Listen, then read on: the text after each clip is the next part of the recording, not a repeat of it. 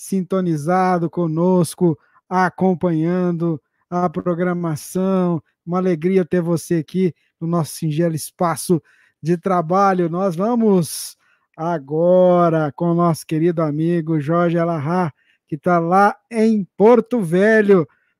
Boa noite para você, meu amigo.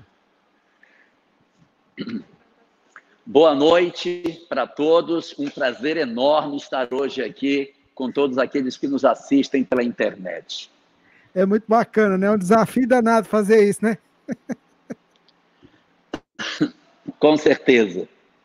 Então vamos lá, 15 minutos de fala do nosso amigo Jorge Alahá, e na sequência vocês podem mandar as perguntas para o WhatsApp DDD 34 99956 2694, eu vou repetir, DDD 34, telefone 99956 2694, é o nosso Pinga Fogo com Alahá. É com você, Alahá.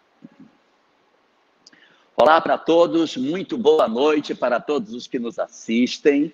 Nós estamos começando agora, hoje é dia 13 de abril de 2020, e nós estamos promovendo nesse momento, através da Web Rádio Fraternidade, uma palestra pela internet para que a gente possa tirar dúvidas sobre doutrina espírita esta noite.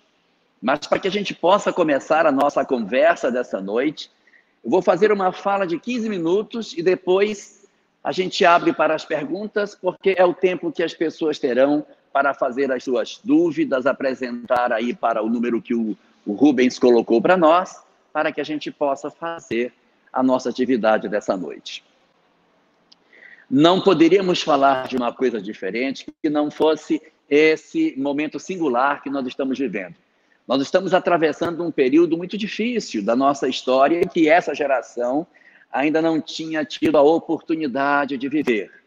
Falo essa geração porque fenômenos semelhantes a esse, em termos de pandemias, nós já tivemos em outras épocas da humanidade, até mesmo no início desse século, mas esta geração mais presentemente, com esse processo de aldeia global tão bem estruturado como temos hoje, nós ainda não tínhamos experimentado. Então, de certa maneira, na história recente, é uma novidade para nós. E não é difícil nós encontrarmos algumas pessoas que começam a considerar que esse fenômeno é um indicativo de fim dos tempos, um indicativo de final de todas as coisas.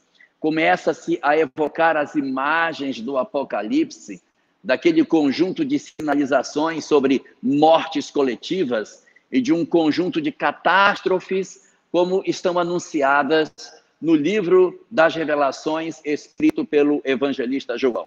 Mas, na verdade, é importante que a gente se debruce sobre aquilo que a obra de Allan Kardec trata, sobre esse processo de transição, sobre esse final dos tempos, para que a gente consiga identificar, dentro da obra de Kardec, mais especificamente, o capítulo 18 da obra A Gênese, que trata sobre os sinais dos tempos, e depois sobre a geração nova, para que a gente consiga ali extrair umas lições muito importantes para nós.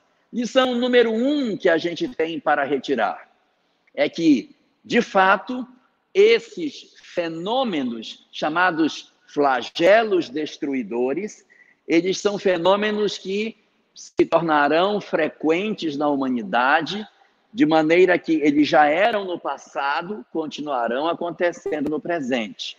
Então, nós tínhamos furacões, tufões, terremotos, tsunamis, pandemias, guerras, doenças contagiosas, independente de ser pandemias, mas doenças novas que surgem. Esses fenômenos todos, eles realmente deverão acontecer nos nossos tempos, tal como aconteceram no passado, só que nesse momento singular que a gente está vivendo, eles deverão ser mais intensos, porque a população da Terra é muito maior. Para se ter uma ideia, aquela tsunami que aconteceu no dia 26 de dezembro de 2004, na Ásia, ali, onde teve aquela quantidade enorme de pessoas que desencarnaram, uma faixa de 180 mil pessoas desencarnaram naquela única tsunami, Os jornais registraram que aquela foi a maior tsunami dos últimos 40 anos. Por que 40 anos? Porque já deveria ter, evidentemente, acontecido uma outra maior do que essa. Só que como a Terra não era habitada a esse tempo atrás, nós não percebemos a intensidade que ela teve quando ela ocorreu. Então, o aumento populacional do planeta, a quantidade de pessoas na Terra crescendo, faz com que haja mais quedas de avião, que os furacões ataquem mais pessoas, que as doenças sejam mais agressivas, porque a população cresce. Então, fenômenos dessa ordem são fenômenos que fazem parte da circunstância espiritual que o planeta possui.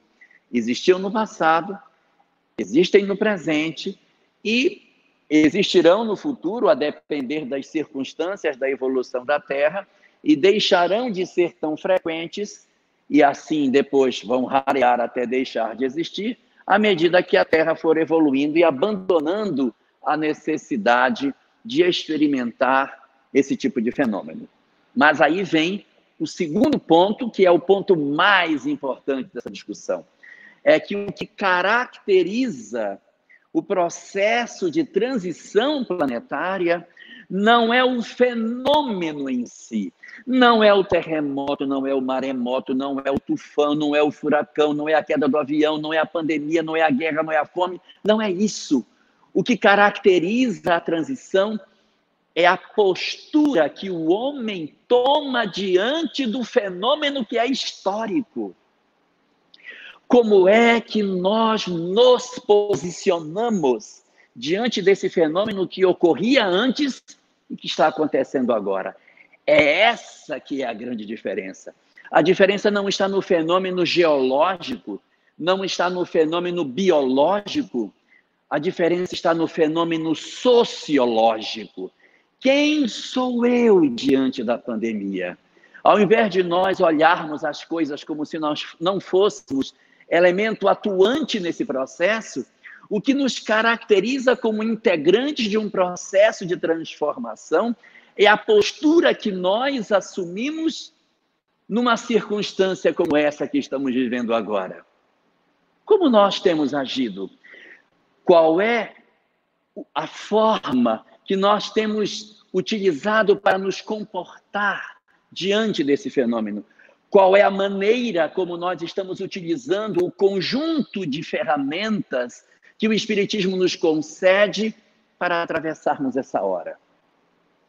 Será que o pânico, o desespero e todas as loucuras que são consequentes do desconhecimento da vida imortal e consequências do materialismo estão, de alguma maneira, também sendo acompanhados por nós, espíritas?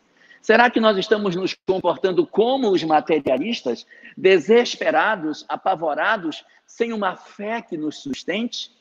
Ou será que o conhecimento espírita está fazendo sentido nas nossas vidas, de tal sorte que aquilo que nós temos a oportunidade de vivenciar faz com que nós evoquemos dentro de nós todo o saber que a gente tem e a maneira de nós nos comportarmos diante desse fenômeno indica que o que nós sabemos de doutrina espírita está sendo útil para a maneira como nós vivemos. Vê água para mim. É muito importante que a gente consiga refletir sobre isso, para que esse conhecimento espírita ele seja lógico nas nossas vidas. Porque, vejamos, hoje a rede social está cheia de gente enlouquecida, está cheia de gente perturbada, destilando ódio, destilando desamor, destilando pânico, provocando processos de histeria e pessoas enlouquecidas com raiva da decisão dos outros. Uma pessoa pensa de um jeito, quem pensa ao contrário odeia o que pensa diferente dela. Então é aí que entra o conhecimento espírita. Nós temos que, na verdade, com o conhecimento que temos, nos transformarmos em mensageiros da paz. Nós não podemos ser aqueles que atiçam fogo nas discussões, que inflamam ainda mais a nossa sociedade tão doente, tão combalida. Porque mais doente do que esse processo dessa doença que está afetando milhares de pessoas, nós temos um processo de enlouquecimento, de raiva, que está afetando milhões de pessoas. A nossa verdadeira doença hoje não é o Covid-19. A verdadeira doença nossa é o medo, é o desamor, é o ódio, que está sinalizando que a nossa sociedade está mais enferma do que ela pensa estar. Então, a gente precisa refletir sobre essas coisas para que nós atuemos na sociedade como elementos pacificadores, sabedores de que a vida é imortal, sabedores que nós temos um compromisso encarnatório no período em que nascemos, que a vida espera de nós alguma coisa, que nós temos um compromisso com a sociedade em que vivemos, que nós somos elementos de transformação da sociedade, que o que nós detemos de conhecimento, que o tesouro espiritual que Deus colocou nas nossas vidas é para ser usado, não é para ser guardado. Todo o conhecimento que a gente tem são ferramentas que a gente tem que abrir essa caixa de ferramenta e usar. Esse conhecimento é para usar, é para que a gente pegue a compreensão da imortalidade, pegue a compreensão da vida após a morte, pegue a compreensão de que o pensamento adoece, pegue a compreensão de tudo que a gente já leu na obra de Kardec, na obra de André Luiz, sobre as doenças e o psiquismo, para que a gente faça uso disso e a gente consiga dar uma boa solução para essa questão. Só para encerrar essa minha fala, eu queria lembrar uma passagem histórica, ela é mitológica, de repente não quero que ninguém tome isso de maneira absoluta, mas nós temos muitos sábios fora do cristianismo. E existem muitos sábios que tiveram uma importância muito grande num período de esplendor do Islã. O Islã teve um período lindo, entre o século X até o século XIII, naquele período ali das cruzadas, nós tivemos um período de majestade do conhecimento árabe, com vários homens extraordinários, como Ibn Sina, Ibn Arabi, e um deles, também muito importante, foi Nasruddin. Nasruddin foi um sábio que pertencia a uma linha de pensamento dentro do Islã chamada Sufi. Os Sufis são extremamente espiritualizados, estão interessados em estudar o Islã para o conhecimento imortal. Não estão nas disputas terrenas, brigando pelas questões da terra, disputando espaço entre os homens. Eles estão querendo a descoberta do eu interior, a busca do autoconhecimento e a transformação íntima. Nasruddin era um dos grandes sábios dentro do mundo sufi. E rezam as tradições mitológicas de sua vida que, uma vez, Nasruddin, caminhando numa estrada, encontrou com a peste. É lógico que isso é uma imagem parabólica. E quando Nasruddin encontrou com a peste, ele perguntou para ela: onde tu vas? E a peste disse: eu vou a Bagdá para matar 10.000 pessoas. Eles se cruzaram e a peste seguiu na direção da cidade e Nasruddin foi embora. Tempos depois, Nasruddin, voltando pela estrada, encontrou com ela. Viu a peste voltando de Bagdá. Quando ele a encontrou, diz a história que Nasruddin perguntou à peste: por que tu mentiste para mim? E ela disse: eu te menti? Diz Nasruddin: sim, você me disse que ia a Bagdá para matar 10.000 pessoas. E morreram 100.000. Você matou 100.000 pessoas. E a peste então respondeu a ele: não.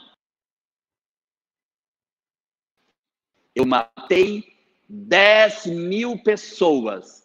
As outras 90.000 morreram de medo. que a gente reflita na história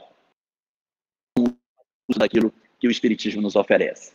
A gente vai abrir agora para o nosso momento de perguntas e respostas. Muito bem, Elahá. Vamos lá. Elahá, perguntas estão chegando. Eu separei aqui a primeira que chegou aqui no WhatsApp. Deixa eu pegar aqui. Vamos lá. A Mônica, de Jequié. Como vemos a negação das pessoas referente ao momento que estamos vivendo? Na verdade, existe um desejo íntimo das pessoas que nada disso seja verdade. Então, existe algumas pessoas, isso é comum da natureza humana, quando você sofre um trauma muito grande e lhe falta a maturidade para lidar com o dissabor. Isso acontece às vezes com a perda de um parente, em que você diz assim, não, ele não morreu, não é verdade, eu não aceito. E as pessoas tentam negar o fenômeno que de fato aconteceu. Então, isso decorre de um processo de imaturidade espiritual, da não aceitação da realidade. Então, algumas pessoas, por não quererem aceitar aquilo que está acontecendo, negam que isso seja verdadeiro, apesar das evidências que a gente tem.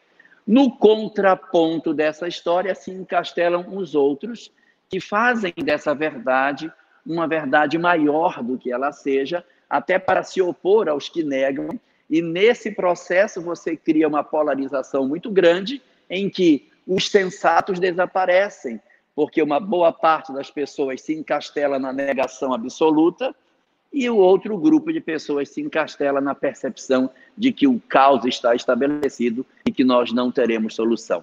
É preciso, portanto, que nós despertemos e aprendamos com o Buda que a sabedoria está no caminho do meio.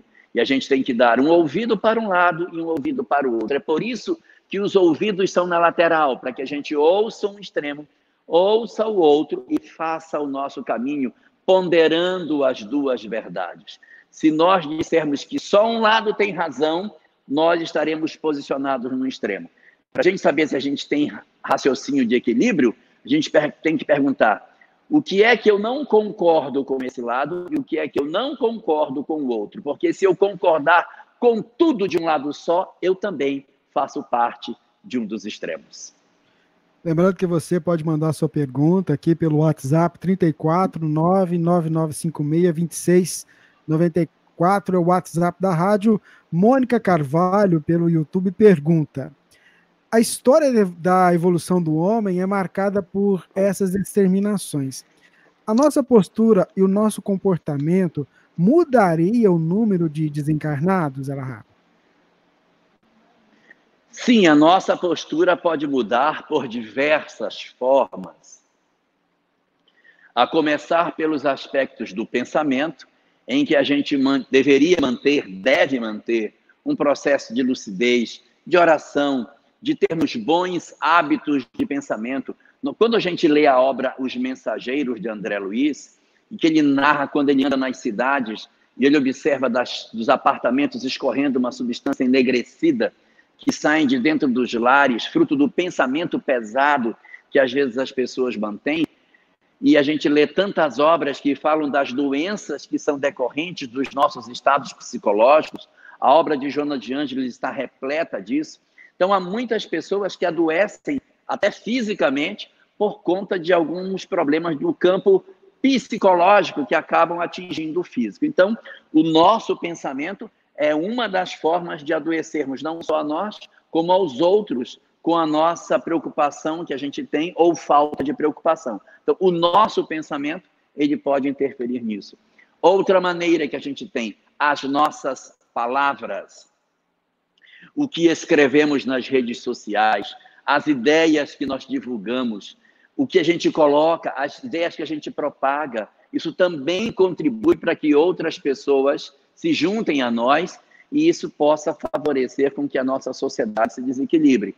E a terceira é através dos nossos atos. Então, são atos, palavras e pensamentos. Os nossos atos é quando a gente age de maneira que pode contribuir para a questão do desequilíbrio da sociedade. Hoje, a grande discussão que a gente tem é uma balança de dois pratos. Num prato está a saúde, no outro prato está a economia. E agora a gente vai ter que encontrar o equilíbrio entre esses dois pratos para que a saúde e a economia encontrem o ponto de equilíbrio para o menor prejuízo possível conjunto dessas duas peças, porque há pessoas que precisam trabalhar e que dizem que precisam sair, e há pessoas que dizem que precisam se cuidar e precisam, portanto, ficar em casa.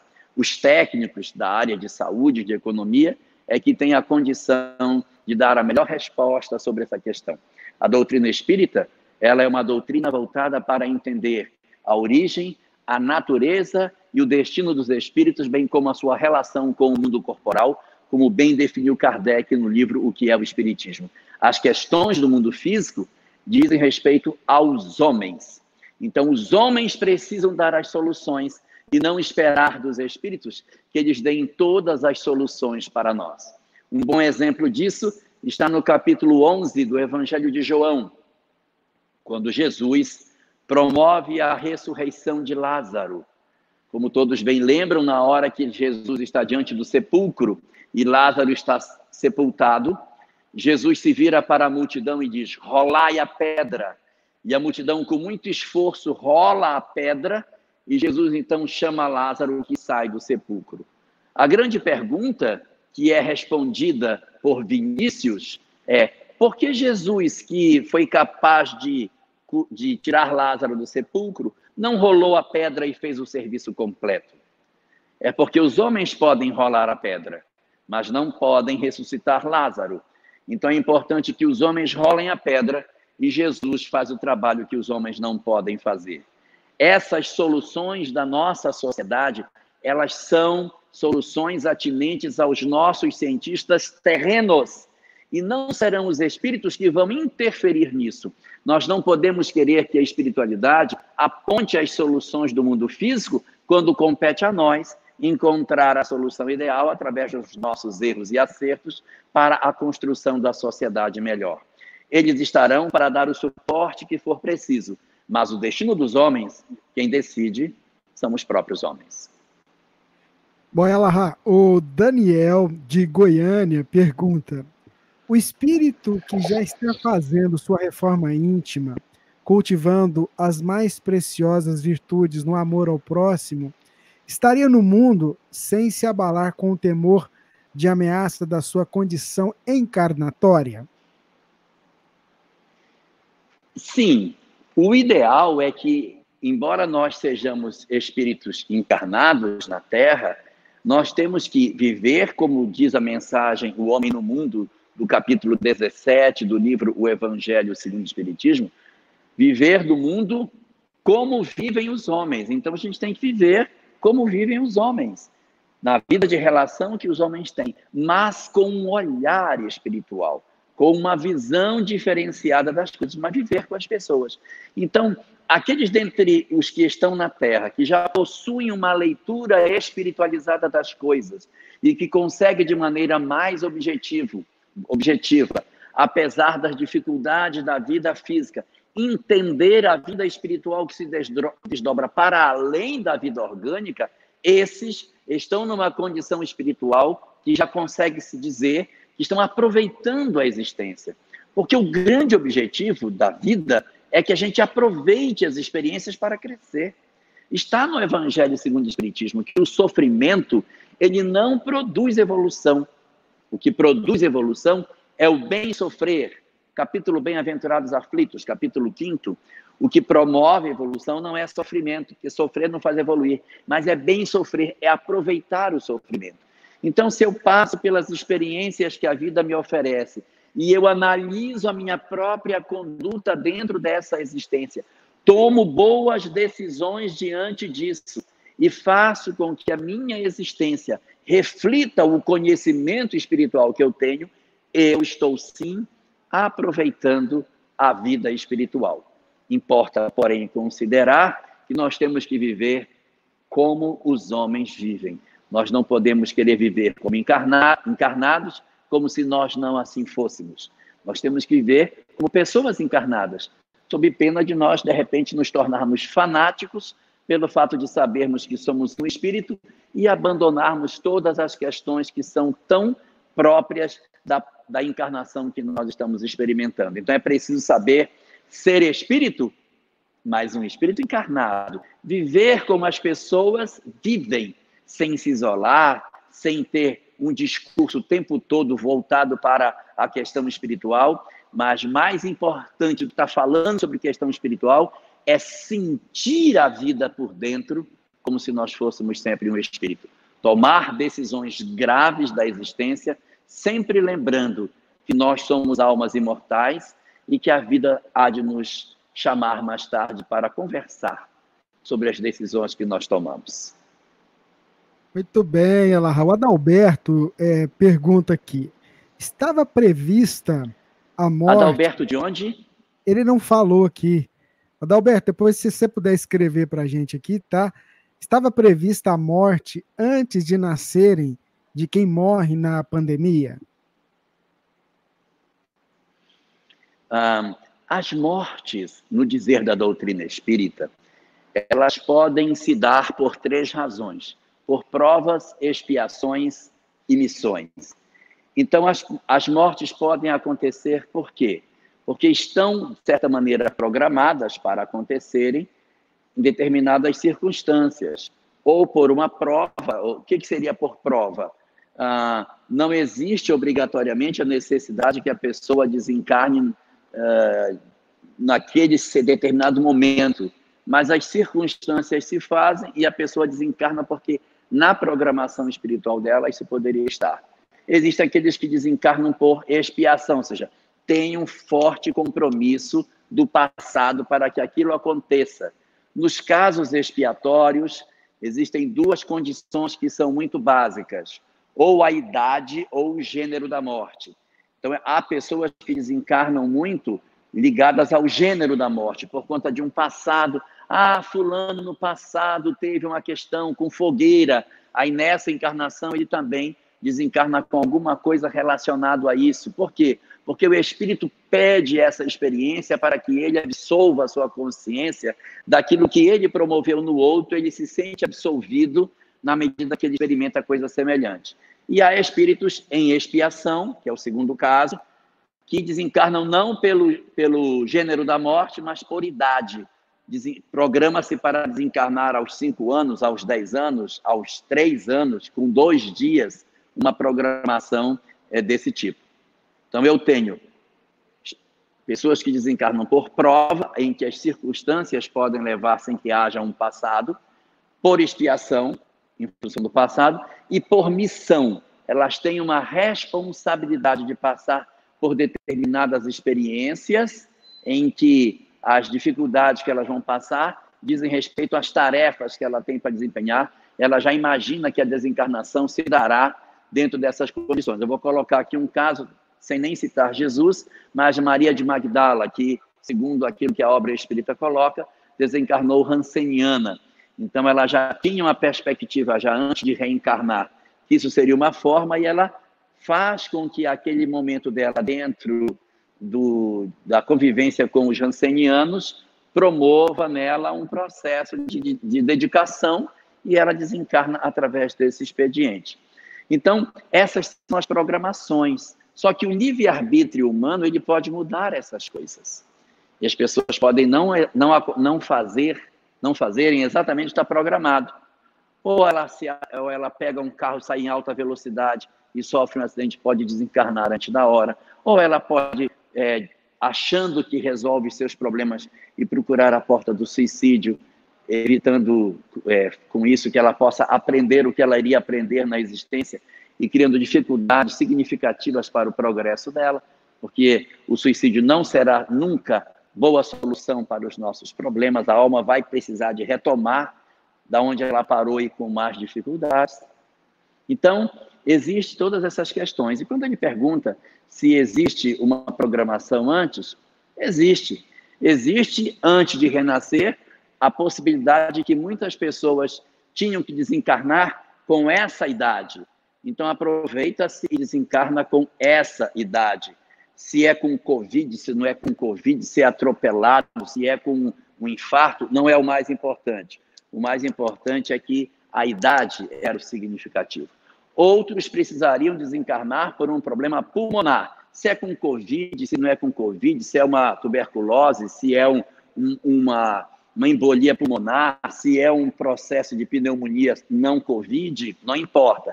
O importante era que fosse pulmonar. Então, essa doença vem e ela capta o indivíduo que tem carne na área e acaba levando. Existem aqueles que desencarnam na condição de missão, ou seja, você vai trabalhar na área da saúde e a sua vida vai ser uma vida de dedicação e você vai desencarnar se dedicando a uma tarefa e vai desencarnar ou é com Covid ou é com uma outra doença, mas o importante era você entregar a sua vida em favor da medicina. Então, nessa hora, aquela doença acabou sendo o instrumento para que isso acontecesse. E há os outros que reencarnaram sem uma programação específica de doença ou de desencarne nesse momento, são almas mais singelas, mais simples, sem grande evolução espiritual, em que existem muitas portas ainda, porque são almas sem grandes compromissos espirituais, que elas podem sim ser envolvidas nesse fenômeno. Então, havia uma programação para que elas reencarnassem, mas as circunstâncias acabaram promovendo as mudanças em relação ao previsto. E é evidente que os cuidados que a gente toma, os esforços que a gente faz, podem alterar esses quadros, aumentando ou diminuindo o número de afetados em função das circunstâncias que a gente favorece ou dificulta. O mundo espiritual colabora, mas os homens também precisam colaborar para que essas coisas possam reduzir de acordo com o que está programado. Então, nós temos uma via que é o nosso livre-arbítrio, individual ou coletivo, e temos a lei agindo pelo outro lado. Então, a lei e a programação espiritual vão agindo junto com o nosso livre-arbítrio, promovendo o cenário que a gente tem. Resumidamente, todos estavam programados para desencarnar com Covid? Não se pode afirmar isso. É possível que possa estar mais gente ou menos gente, mas mesmo quando tem mais gente do que o programado, esse pessoal poderia estar programado para desencarnar nessa idade por outra doença ou desencarnar por uma doença semelhante, não necessariamente agora, mas como se deu as circunstâncias, então esse pessoal está indo antes do tempo previsto. Muito bem, nós estamos ao vivo, direto de Porto Velho, intercalando aqui com a Web Rádio Fraternidade no Triângulo Mineiro, levando para você aí pelo mundo este nosso bate-papo, esse pinga-fogo com Jorge Alahá, neste 13 de abril de 2020. O nosso irmão Rogério Mota, aí de Porto Velho, manda a seguinte pergunta: de que maneira, olha só, de que maneira a transição planetária afeta o umbral que trazemos em nós, Alahá? De que maneira a transição planetária afeta o umbral que trazemos em nós? Segundo aquilo que o Espiritismo diz, a transição planetária, ela vai se dar pela mudança interior nossa, que automaticamente vai promover com que a encarnação de espíritos na Terra seja melhor do que aquela que é hoje. Vou dar um exemplo prático. Eu tenho um espírito que precisaria passar por uma experiência de poliomielite, mas como a poliomielite está erradicada do planeta, eu não tenho como trazer essa criança para experimentar essa prova aqui. Não tem como. Então, ela vai ter um acidente com as pernas, vai ter que encontrar uma outra forma. Ou, de repente, ela não encarna mais na Terra, porque não tem as circunstâncias que fariam com que isso acontecesse. Resultado, o progresso científico ele vai trazendo provas diferentes, e as provas mais dolorosas, elas vão desaparecendo à medida que o planeta evolui. Isso está no capítulo 4 do livro Evangelho segundo o Espiritismo, quando trata sobre essa questão, sobre os planetas, a evolução dos mundos, em que ele diz que nos mundos de provas e expiações, eles não possuem mais as expiações candentes, que são essas dolorosas que a gente tem na Terra. O que acontece com isso? Eu não terei mais espíritos tão comprometidos, tão compromissados, encarnando na Terra. Almas com graves conflitos que a gente possa ter, não estou dizendo que a poliomielite é um grave conflito, mas imagine graves dramas que a gente tem Pense numa pessoa que no passado cometeu uma série de assassinatos, foi uma pessoa que fez muita barbaridade coletiva. Eu digo, não, essa pessoa não vai mais encarnar na Terra. Então eu vou retirar essa pessoa.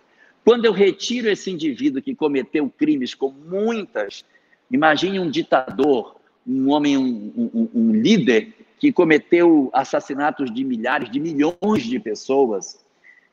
Quantas perturbações esse espírito não possui? Quantas almas estão querendo persegui-lo? Quando eu retiro esse espírito da Terra e levo esse espírito para outro lugar, aqueles que eram vinculados a ele não têm mais objetivo de ficar aqui. De certa maneira, eles seguem com o seu perseguido. Então, na hora em que nós vamos promovendo uma melhoria do planeta, em que a gente cria uma sociedade onde não haja mais espaço para essas entidades tão difíceis, automaticamente os espíritos que o acompanham não se sentem mais atraídos de ficar na Terra, porque a pessoa que lhes interessa não está mais aqui. Então, eles vão embora. Quando eles seguem, o umbral se esvazia. O umbral do lado de fora de nós. Então, vai melhorando o lado de fora. E à medida que a Terra vai tendo um umbral menos pesado do lado de fora, nós intimamente vamos tendo menos perturbação espiritual, porque temos menos gente para nos perturbar. E, consequentemente, nós vamos ficando melhor intimamente. Então, é uma relação de dentro e fora ao mesmo tempo. A gente melhora por dentro e isso melhora por fora. E quando melhora por fora, melhora por dentro, num círculo virtuoso em que a nossa mudança interior cria uma sociedade melhor, que altera o padrão do espírito que encarna, que muda o mundo espiritual que nos circunda, que melhora as influências espirituais da Terra, que ajuda a transformar a sociedade. E nessa dinâmica de dentro e fora, a nossa mudança interior acaba mudando o cenário espiritual da Terra e, consequentemente, ajudando a melhorar o nosso umbral interior que existe dentro dos nossos corações e que é potencializado pelos espíritos que circundam a Terra e que nos influenciam dentro das nossas possibilidades de acessar essas mentes que se vinculam a nós. Elahá, a Francine Amaral, lá de Ponta Grossa, no Paraná, pergunta: o que o Espiritismo explica sobre essa grande pandemia em relação ao ensinamento divino em reinventar agora um novo padrão da humanidade pela grande iniquidade espiritual e capitalista? Isso faz sentido para a doutrina? Foi a pergunta que a Francine Amaral fez lá de Ponta Grossa, no Paraná. Francine, o que grandemente caracteriza as transformações que a nossa humanidade passa é a capacidade que nós temos de aproveitar o mal para que ele possa ser, para nós, um instrumento de progresso. Se nós passamos por um sofrimento e não aproveitamos esse sofrimento, tem pouca valia para nós essa oportunidade de crescer. Porque a gente passa pelo sofrimento, mas não aprende com o sofrimento. O que caracteriza a maturidade espiritual é a gente passar por uma dor, aprender com ela e ser diferente depois disso. Pandemias sempre teve. O que vai mostrar se nós somos maduros é o nosso dom, a nossa capacidade de, em cima desse experimento, sairmos para uma sociedade melhor. Alguma coisa a gente precisa aprender de tudo isso para que justifique para nós o aprendizado que ela poderia nos oferecer. Mas isso vai depender da humanidade. Nós é que vamos decidir se nós realmente queremos aproveitar essa chance para sermos uma sociedade melhor ou se a gente apenas vai passar por essa onda e quando essa onda passar, nós vamos retornar a uma sociedade muito semelhante ao que ela era antes. Isso é um indicativo se a transição está mais distante ou se ela está mais próximo de nós. O que vai determinar? Quanto mais nós pensarmos no coletivo, quanto mais nós pensarmos no outro, quanto mais a minha visão for egoísta, mais indica que estamos longe da transição. Quanto mais temos um pensamento coletivo, mais próximo de um pensamento mais espiritualizado a gente se encontra. A gente precisa, portanto, dosar essas questões que hoje estão muito em voga, saúde e economia, pensando no coletivo da saúde, pensando no coletivo da economia, para encontrar a boa solução para todos os lares da Terra. O nosso irmão Marcelo Trajano, lá de São José do Rio Preto, pergunta o seguinte, deixa eu resumir aqui, por causa da nossa psicosfera, é que nós mesmos criamos essas enfermidades, Elahá? Ele pergunta se é por conta da nossa psicosfera que a gente cria essas enfermidades. Isso, acaba criando esse momento doloroso, esse processo doloroso, de certa forma, para toda a humanidade. Existe uma colocação mais ou menos nesse sentido na obra Evolução dos Mundos de André Luiz, na segunda parte, quando André Luiz faz um ditado em que ele fala sobre essa influência. Só que nós não podemos levar isso ao extremo de achar que, de repente, a nossa mente cria o vírus, porque o vírus é um elemento orgânico e físico.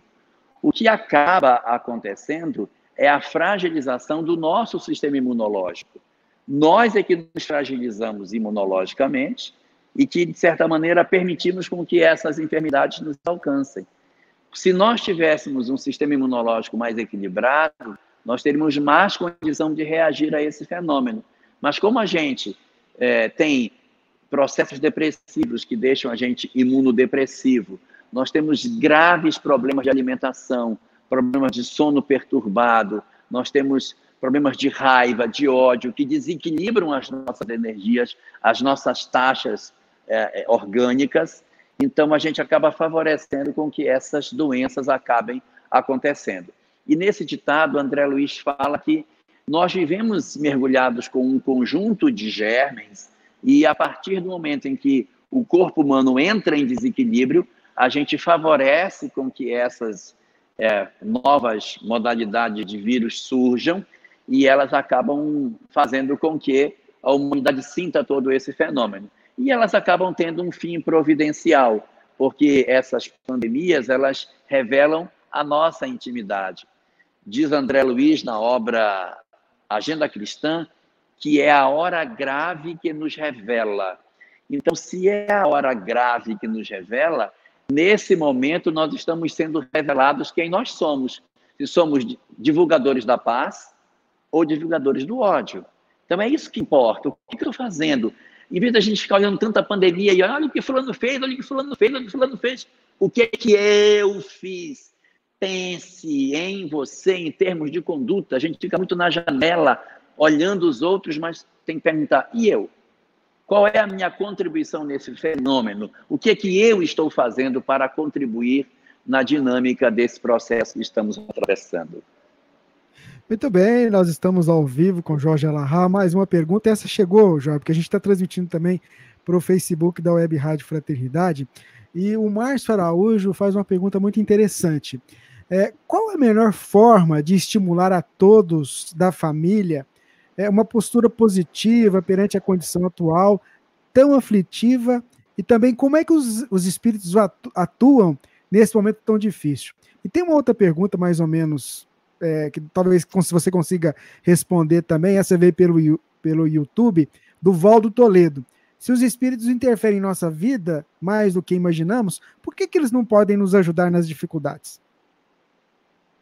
Muito bem, vamos separar essa em duas perguntas. A primeira delas sobre a família. Como facilitar com que a família possa estar mais harmônica nesse momento. E a segunda sobre a questão dos espíritos. Sobre a questão da família. Nem todos nós temos famílias harmônicas. É muito comum nós termos famílias desarmônicas. Porque existe uma pessoa mais difícil dentro de casa. Os nossos lares, às vezes, não são projetados para que todo mundo permaneça dentro de casa por tanto tempo. Então, a gente, às vezes, se encontra no final de semana, mas quando começa a semana, aí os meninos vão para a escola, os adolescentes vão para outro canto, faculdade, e os pais trabalham, então a gente acaba não se encontrando. E quando a gente está numa situação como essa, a gente permanece durante muito tempo, todo mundo junto, e acaba gerando algumas zonas de atrito, quando a gente tem esses tempos longos de convivência. Então, o que a gente pode fazer nesse caso? Uma das questões que são importantes para a gente trabalhar é a gente entender que as nossas famílias são um grande instrumento de reflexão que a gente tem. Porque às vezes a gente quer ter uma família perfeita, aquela família de propaganda de margarina. Essa família ela não existe. Os nossos filhos são o que são. Os meus pais são o que são. E os meus irmãos são o que são. A gente precisa ter a capacidade de enxergar a família real que a gente possui. E não a família ideal, porque essa daí está do lado de lá. Então, a família real é essa. O que é que nós temos para hoje? É essa família. Então, exercitar as virtudes, eu sei que isso é difícil, mas dentro do espaço que a vida nos concedeu. Ai, mas eu queria uma família melhor. Então, mereça. Primeiro, mereça para que depois você possa ter. E aí a gente, às vezes, tem um familiar mais difícil e a gente vai exercitar a nossa paciência, o exercício nosso para que a gente aprenda a se descobrir. Olha como eu sou impaciente, eu sou irritado, eu sou uma pessoa egoísta.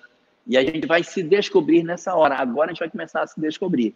E nesse sentido, particularmente, Kardec trata isso de maneira muito significativa no livro Evangelho segundo o Espiritismo, logo no começo da obra, uma mensagem chamada O Ponto de Vista, em que ele fala que a maneira como eu enxergo a vida muda tudo completamente. Se eu tenho uma família onde as pessoas acham que a vida é só isso, que o interesse é puramente material, que o interesse é ganhar dinheiro e sermos ricos, eu vou ter muito mais dificuldade com esse grupo familiar. Mas se esse meu grupo familiar tiver uma leitura mais espiritualizada e sem tanto foco nas questões físicas da nossa vida, vai ficar mais fácil. Então, a gente tentar trabalhar para que o ponto de vista mude é uma coisa que ajuda muito. Não estou querendo dizer com isso que a gente tem que obrigar todo mundo a ser espírita, porque às vezes as pessoas querem obrigar as pessoas a fazerem o evangelho no lar, a constranger os filhos a participarem, senta e obriga, e acaba sendo bastante difícil você fazer esse tipo de coisa. Pode funcionar por um tempo, mas depois acaba virando uma obrigação e deixa de ser uma espontaneidade. Eu vou dar para vocês uma dica daquilo que eu fiz durante alguns anos em casa. Quando meus filhos cresceram, eles não aguentavam mais fazer o evangelho no lar. Então, nós mudamos, nós passamos a fazer a novela no lar.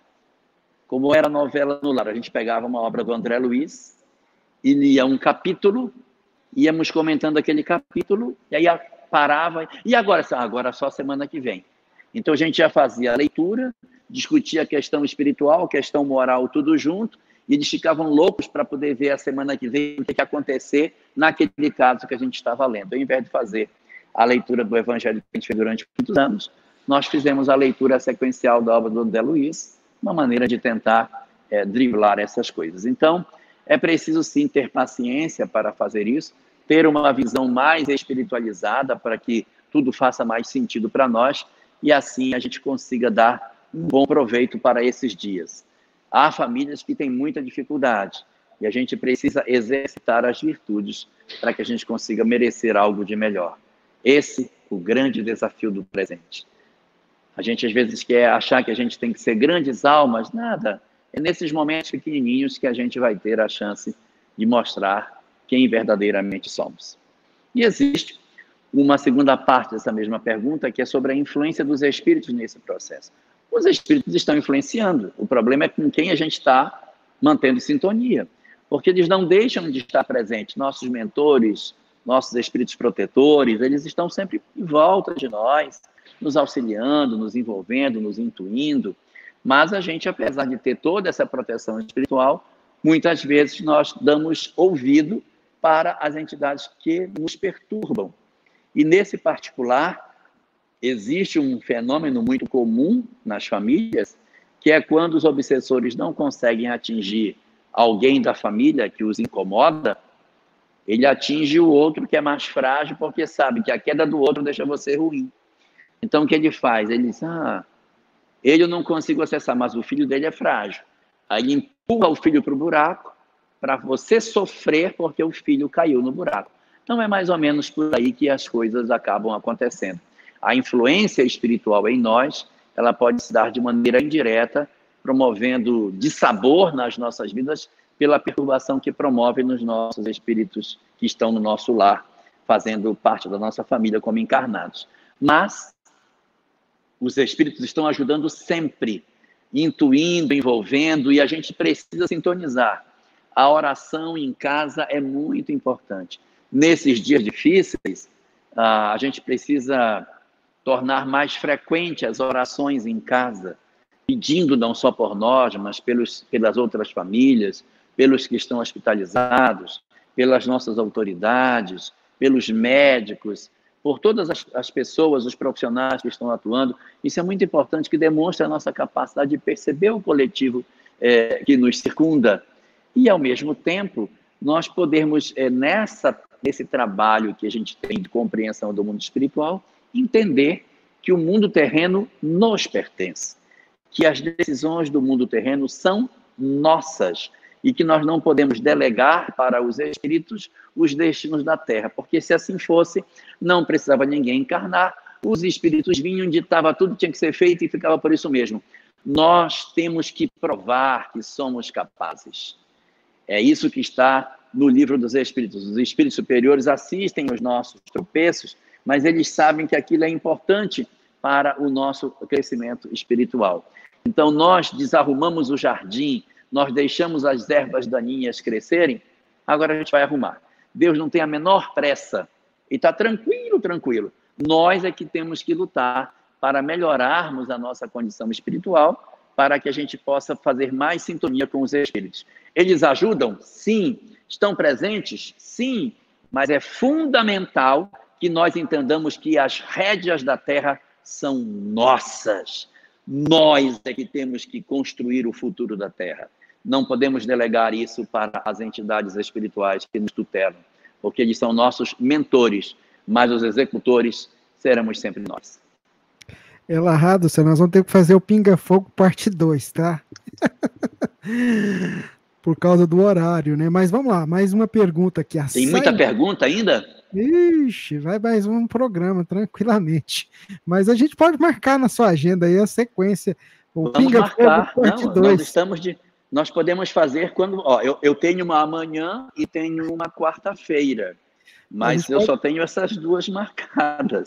A gente... e tem uma terça e uma quarta. Marca então, outra. Vamos marcar para segunda-feira que vem. A gente dá sequência. Esse Pinga Fogo parte já. 2. Então tá marcado. Então, Pinga Fogo parte 2, dia 20. Fechado. Isso. Então, vamos fazer o seguinte. Você vai responder essa pergunta e aí a gente vai encaminhar para o final. E a gente sabe que nós estamos nessa semana... 18 de abril, a gente comemora 163 anos do Livro dos Espíritos. Então, eu queria que você falasse um pouquinho também do Consolador prometido por Jesus, tá? Então, vamos lá. A Sayonara de Ilhas Solteiras.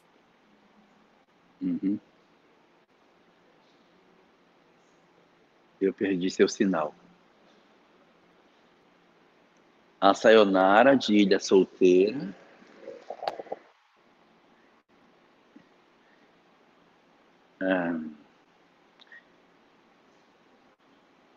Eu não estou ouvindo você, mas...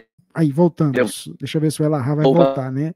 Fazer o encerramento. Vamos ver se o Elarra, nós estamos ao vivo, nós tivemos uma pequena queda aos na geração. Voltou, né? Você voltou? Tá certo. Voltou. Então, vamos lá. Então, eu vou repetir a pergunta, Elarra. A Sayonara, de Ilha Solteira, no estado de São Paulo, pergunta o seguinte... Estamos vendo que muitos irmãos estão sendo sepultados rapidamente. Já ouvi de várias pessoas... Sepultados rapidamente, sim. Já ouvi de várias pessoas o desespero por não velarem os seus parentes.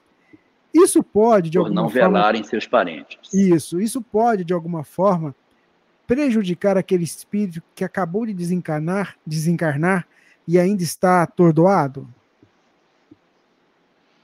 Veja só, a pergunta é sobre... a consequência espiritual desses sepultamentos muito rápidos, sem velório, que acontecem agora nos nossos dias.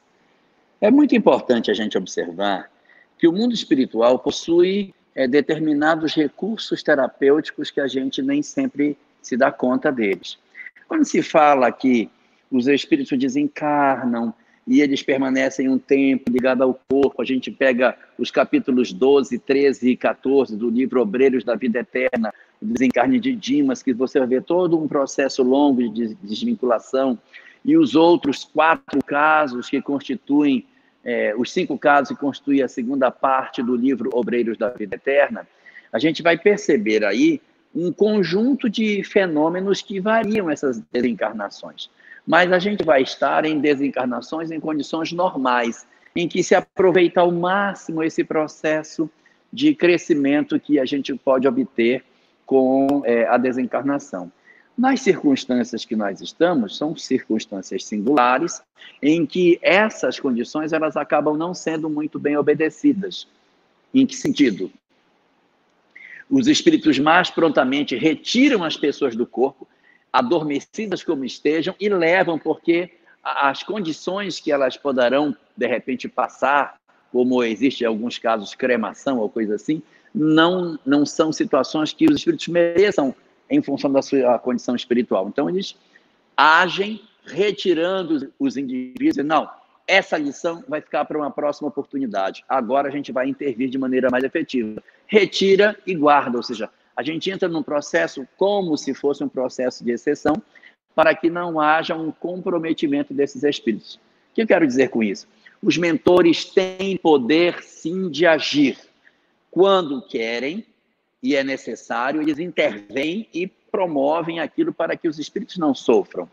E aí eles poderiam deixar, não, deixa ele ficar mais tempo, para ele se adaptar no mundo espiritual, vai ser bom para o crescimento dele, é um aprendizado para ele sentir que ele está apegado às coisas materiais, deixa ficar, vai ser bom. Mas essa terapia, nesse momento, não dá para aplicar, porque ele é muito apegado, vai ter cremação que não foi ele que escolheu, então os espíritos vêm, são, essa lição de apegado, na próxima a gente resolve, agora tira, arranca a pessoa, faz os processos de desligamento, que eles bem sabem fazer, e retira os indivíduos e levam para o mundo espiritual. Ou seja, exige técnica a mais, existe um esforço a mais no mundo espiritual.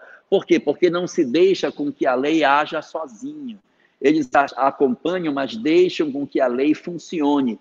Nessa hora, há uma interferência mais efetiva. O mundo espiritual age de maneira mais efetiva, promovendo essa desvinculação para que ninguém passe por esse tipo de sofrimento. Todas essas coisas que a gente está falando, elas possuem esse sabor extraordinário pela possibilidade que a gente tem de conhecer a vida imortal antes da desencarnação.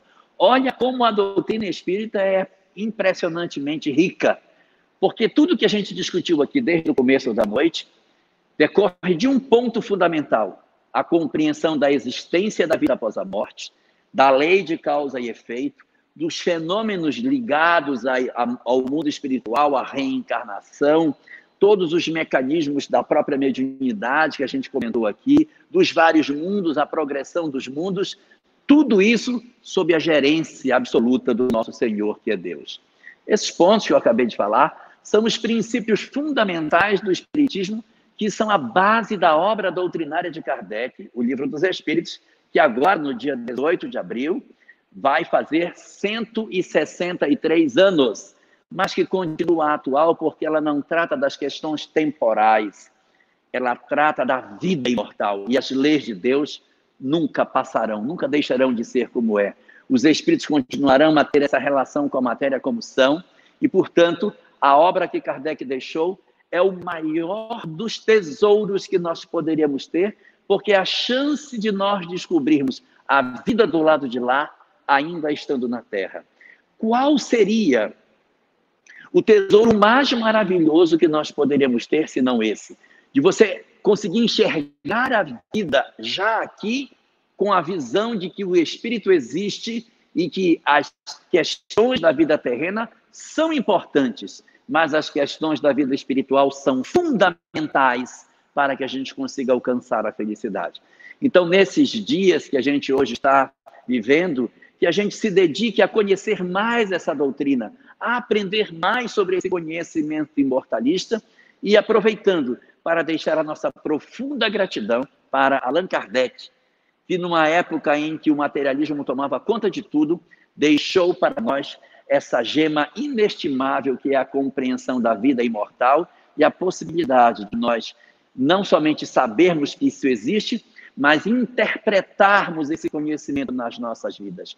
Esse, o grande trunfo de Allan Kardec, não foi descobrir que existe vida após a morte, foi saber que esse conhecimento transformaria o proceder dos homens, modificaria a forma da sociedade se organizar. Esse é o grande mérito de Kardec, mudar o mundo pela mudança da ótica que nós temos sobre o que seja existir. Parabéns a Kardec e parabéns para todos nós que, de uma forma ou de outra, trabalhamos para melhor entender essa doutrina e vivermos nos nossos dias a imortalidade desde agora. Muito obrigado a todos e uma boa noite para todos nós. Fiquem com Deus. Eu ia pedir para você fazer a prece final para nós, eu não ia perder essa oportunidade. Encerra esse nosso trabalho com a prece. Então vamos orar. Querido Senhor das nossas vidas, derrama o teu amor sobre a nossa humanidade tão doente, Senhor. Desce as tuas bênçãos de saúde e de paz sobre os nossos corações torturados. Não te pedimos pelos que sofrem das epidemias virais, nem por aqueles que se encontram internados nos hospitais, com as consequências das doenças decorrentes da pandemia que nos acomete. Te pedimos hoje, por todos nós, que somos vítimas de doenças mais graves e que assolam as nossas almas, por tirar de nós a lucidez que temos tanta carência para que consigamos andar de maneira resoluta. Falamos assim, Senhor, do egoísmo e do orgulho que nos cega, do materialismo que nos impede de ver a vida imortal e de todas as consequências que decorrem da dificuldade que nós temos de compreender que a vida prossegue para sempre. E assim, nos atropelamos nas nossas próprias pernas, Senhor. Dá-nos assim a compreensão e a lucidez que precisamos para desalgemar as nossas almas da ignorância profunda que temos de não percebermos a luz que representa a verdade que nos ofereceste a conta de conhecer. Protege assim, Senhor, não somente os lidadores da doutrina espírita, mas protege todos os sacerdotes da terra, abençoa a Igreja Católica, protege todos os braços do protestantismo, ilumina os lidadores do judaísmo e do islamismo, faz com que os sacerdotes budistas, shintoístas, hinduístas e que todas as religiões do planeta, que todos os que lidam com a imortalidade possam receber a bênção infinita do teu amor, para que o materialismo, enfim, perca a força que tem e que a luz do espiritualismo nas suas diversas versões possa dar ao homem a condição de entender que nós somos irmãos e que precisamos nos unir para formar um mundo melhor, que precisamos ser mais fraternos, que precisamos estar mais unidos para fazermos a grande mudança que o mundo precisa que façamos. Ilumina, Senhor, assim, todos os templos do planeta, protege todos os espaços onde se ora e fortalece a fé de todos aqueles que te buscam, independente da religião que seja. Que o teu amor infinito, nas múltiplas formas como nós te entendemos, que isso possa fazer eco no coração das pessoas, afastando o pavor, o medo, o desamor, o ódio, a malquerença, mas transformando os nossos corações no sentido de buscarmos a luz verdadeira que tu para nós representas, Senhor. Agradecemos-te por todas essas doutrinas e fundamentalmente pela mensagem espírita que descerra as leis imortais diante dos nossos olhos e nos permite, Senhor, a fortaleza de espírito que tanto precisamos para realizar a nossa mudança interior. Muito, mas muito obrigado, Senhor, por todas essas religiões que depositaste na terra, por todos esses instrumentos que servem de bússola para as nossas almas. E te pedimos também que tu nos abençoes para que sejamos dignos da mensagem que tu nos concedeste, o Espiritismo, para que ela continue a ser luz para os nossos caminhos, luz para os nossos olhos e força para que as nossas pernas possam caminhar resolutamente na direção do bem. Abençoa assim a todos, Senhor, guarda-nos na tua infinita paz e protege os nossos corações, hoje e para todo sempre. Muito bem. Lahá, obrigado, viu? Até semana que vem, se Deus quiser. Se Deus permitir, semana que vem estaremos aqui. Um grande abraço a todos. Fiquem com Deus. Muito bem, gente. Nós encerramos então esse nosso trabalho, essa nossa transmissão, agradecendo a você pela audiência, você que acompanhou a gente no YouTube, no Facebook e no Twitter, na Web Rádio Fraternidade ouvindo a gente. Fiquem com Deus e até amanhã com muito mais novidades, transmissões ao vivo, tá certo? Fiquem com Deus. Tchau, tchau.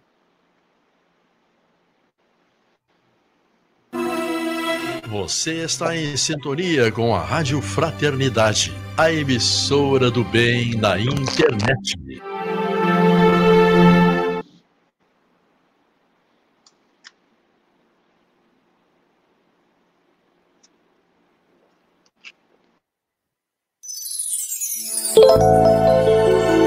Web Rádio Fraternidade, a emissora do bem na internet, ajudando a construir um mundo melhor.